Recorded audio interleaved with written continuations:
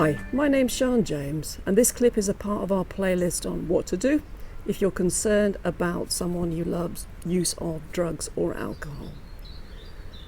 I'd like to talk about that really difficult phase when you're suspicious of their behaviour, but you don't have any really solid evidence on which to base your assumptions. This is a horrible time, and one that many people will tell you is the most painful of the experience. I worked in the addiction industry for a long time, and often parents would come in and they would be in that stage where they knew there was something wrong. Their loved one's behaviour had changed. The loved one had completely denied any untoward use of drugs or alcohol, and they didn't have anything solid on which to pin their suspicions. Often what people do in this situation is they fall into patterns of obsessively checking. They will search people's belongings, they'll go through their drawers, they'll look at their phones. Many, sometimes they'll even follow them for a day or two to see what they're up to. All those behaviours are completely understandable, and I completely get it, but what I would say is they rarely bear fruit.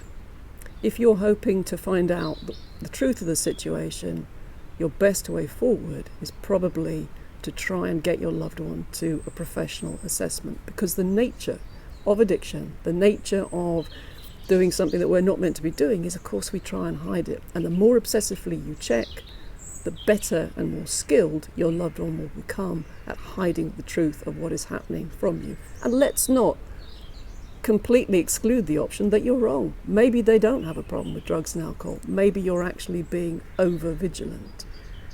So referring back to my earlier clip when I talked about putting your own oxygen mask on first, I'm hoping that by this point you have begun to build a support network.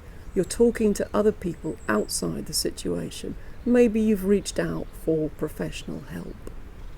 Ask them what they think you should do in this situation, and start looking at how you can best find solid footing for moving forward.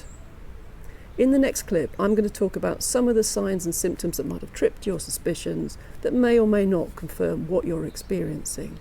But to conclude this one, I'd just like to suggest that imagine you're watching a film and it's very intense, and you're leaning forward and leaning forward and leaning forward. What I want you to do at this point is to step back out of frame, put some emotional and mental space between you and the situation, and just breathe. Allow your intuition and your intelligence into the situation. Try and calm your fears and assess what's in front of you as rationally as you can. Thanks for watching.